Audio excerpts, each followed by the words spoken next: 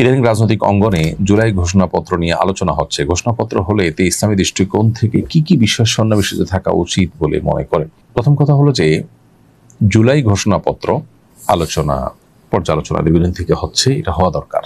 অন্য 10 জনের সাথে আমিও একমত যে জুলাই ঘোষণা প্রকাশ হওয়া উচিত।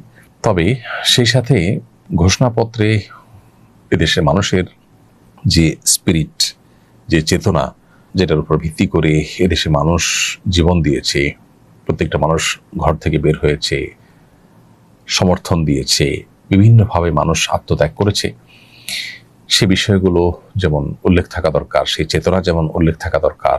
জুলুম, তারপরে ফ্যাসিজম, গুম খুন, তারপরে জোর করে মানুষের উপর খড়গহস্ত হওয়া বা মানুষের উপর শাসন কার্য পরিচালনা করার বিরুদ্ধে মানুষের যে অবস্থান, সে বিষয়গুলো থাকার পাশাপাশি এখানে